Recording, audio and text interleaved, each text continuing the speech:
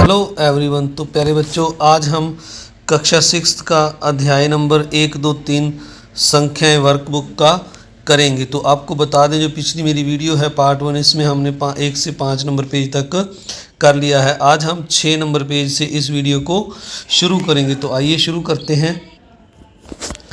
तो यहाँ से हम इस वीडियो को शुरू कर रहे हैं। तो सबसे पहले यहाँ पर 2 नंबर सम में लिखा है, निम्न संख्याओं का विस्तारित रूप में लिखिए। तो जैसे ये 6516 18 को विस्तारित रूप में लिखा है 6 गुना 1000। फिर जो 5 है वो 100 के स्थान पर है तो गुना 100, और 1 जो है इकाई के दहाई के स्थान पर है तो 1 गुना 10 प्लस 8। तो इस तरह हमने 7700 जो, एक मिनट थोड़ा सा इसको जूम कर लेते हैं, 7785 है तो इसको लिखना है 7 गुना 1000 और प्लस 7 गुना 100 प्लस 8 गुना 10 प्लस 5, क्योंकि 5 इकाई के स्थान पर आ गया। इस तरह 4444 को लिखना है 4000 के स्थान पर है तो 4 गुना 1000, 4 गुना 100, 4 गुना 10 प्लस 4। इस तरह 5487 को लिखना है तो 5000 के स्थान पर है तो 5 गुना 1000, 4 100 के स्थान पर है तो 100 के साथ गुना 8 जो है वो 10 के स्थान पर दहाई के स्थान पर है तो गुना 10 प्लस 7। तो इस तरह आपने ये सम पूरा करना है 2 नंबर। इसके बाद आगे हमें यहाँ पर लिखा हुआ है अगला जो सम है 6 नंबर सम, 6 नंबर गतिविधि 0 से 9 तक कोई 3 अंक लीजिए, उनके कार्ड बनाइए, इन कार्डों को किसी भी एक क्रम में जमाइए, प्राप्त संख्या को पढ़िए और अपनी नोटबुक में लिखिए, पुनः नए क्रम में जमाइए और उसे भी लिखिए। इस प्रकार अलग अलग क्रम में जमाते हुए नई संख्याएं लीजिए। तो मैंने जो संख्याएं हैं प्यारे बच्चों 5, 6, 5, 7, 8, 3 ये संख्याएं ली हैं। तो इन संख्याओं को 5, 7, 8 से मैंने संख्याएं बनाई 5, 7, 8, 7, 5, 8 यानी 578, 758, 785, 587। तो ये संख्याएं मैंने बनाई 6 संख्याएं। तो इनमें सबसे बड़ी जो है 8775 है। और आगे लिखा हुआ है हम यहाँ पर, यह सबसे बड़ी क्यों है अपने साथियों से चर्चा कीजिए, क्योंकि इसमें हमने पहले जो बड़ा अंक लिखा फिर छोटा और अंत में सबसे छोटा अंक लिखा है, इसलिए ये बड़ी है। फिर पूछा है सबसे छोटी संख्या लिखिए और बताइए क्यों ये छोटी है। तो इसका उल्टा कर दिया हमने 5, 7, 8 यानी 578। तो क्योंकि सबसे पहले इसमें छोटा अंक लिखा है, फिर उससे बड़ा, फिर उससे बड़ा, यानी इसको बढ़ते क्रम में लिखा है तो इसलिए ये सबसे छोटी है। आगे लिखा हुआ है इस प्रकार की गतिविधि 4 अंकों को लेकर कीजिए, सबसे बड़ी व सबसे छोटी संख्या छांटिए। तो 4 अंक मैंने ले लिए 5, 4, 2, 8। इनमें बड़ी बनाई, पहले बड़ा 8 लिखा, फिर 5, फिर 4, फिर 2। इस तरह छोटी लिखी तो 2 सबसे छोटी संख्या पहले, 4, 5, 8। तो आगे लिखा हुआ है गतिविधि 6.1, अंकिता के पास 6 मोती हैं, वह इन पंक्ति में रखना चाहती है। मोतियों की कुल संख्या भी ज्ञात करती जाती है। जरा सोचिए इन्हें कैसे कर सकती है। व्यवस्था इस प्रकार है, प्रत्येक पंक्ति में मोती 1, पंक्तियों की संख्या 6, तो कुल मोती हो गए 6 गुना 1, 6 मोती हो गए। तो ये यहाँ पर दिखा भी रखा है 6 मोती, एक पंक्ति में 6 मोती हैं तो मोतियों की संख्या 6।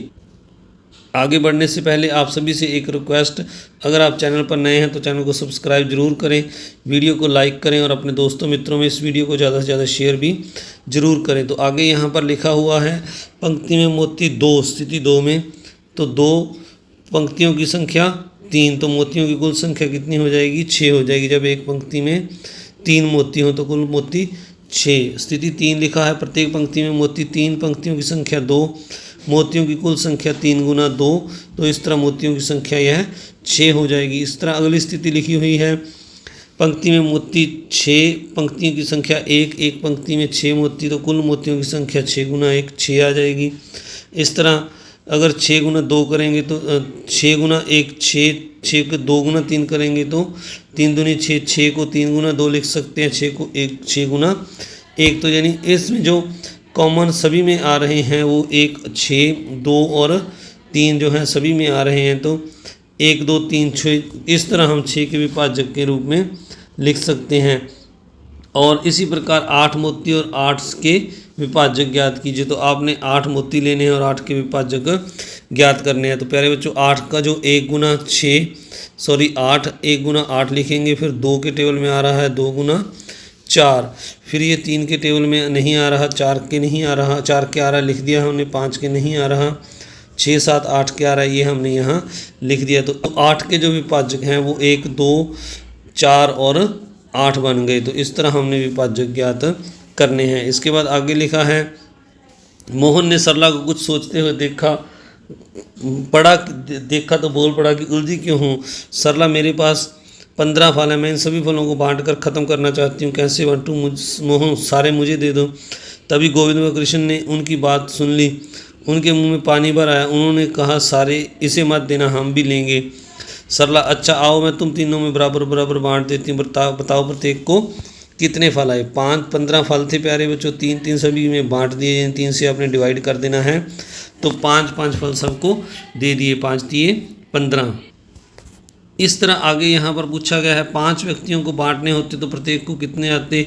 अब 15 को हम 5 से डिवाइड कर देंगे तो ये कितना आ जाएगा? 5 दिए 15, 3 फल प्रत्येक को आ जाएंगे। इसके बाद आगे यहाँ पर हमें लिखा हुआ है, अर्थात 15 ऐसी संख्या है जो 1 3 5 और 15 का भाग पूरा करती है, यानी 1 3 5 15 संख्या 15 के भाजक है। इस तरह 24 की भाजक संख्याएँ 1 2 3 4 6 8 12 और 24 है। तो यहाँ हमने लिख लिया, 1 के टेबल में आता है 24 × 24, फिर 12 दूनी 24 होता है, 8 तिया 24 होता है, 6 चौका 24 होता है। तो ये जो संख्याएँ हैं 1 3 8 2 12 4 6, ये क्या है? 24 के भाजक हैं। इसके बाद आगे हमें यहाँ पर लिखा हुआ है 60 117 180 145 में 6 किस की भाजक है? तो 6 जो है 60 को पूरा डिवाइड करता है और 180 को। तो ये 80 और 60 और 180 के 6 जो हैं भाजक हैं।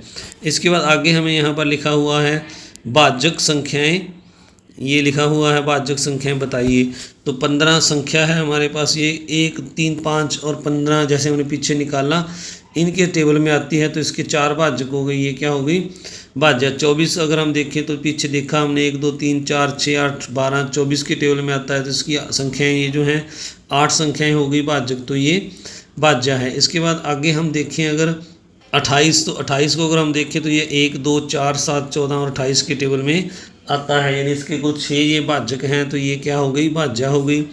13 जो है केवल 1 और 3 की टेबल में आता है, तो इसके 2 भाजक संख्याएं हैं, इसलिए ये अभाज्य है। तो जिन संख्याओं के 2 भाजक होते हैं, यानी जो केवल अपने आप और 1 की टेबल में आती है, उसे हम अभाज्य संख्याएं कहते हैं। 5 नंबर पर 30 है, इसके जो लिखे हुए हैं ये 1 2 3 5 6 10 15 30 इनके टेबल में आता है, तो ये 8 इसके हो गए, तो यह भाज्य संख्या है। इस तरह 23 को अगर हम देखें तो यह 1 और 23 के टेबल में आता है, इसके 2 ही भाज्य हैं, तो इसलिए ये अभाज्य संख्या है। इस तरह आपने इसको पूरा करना है। तो आगे हमें लिखा हुआ है, आइए खेल खेलें।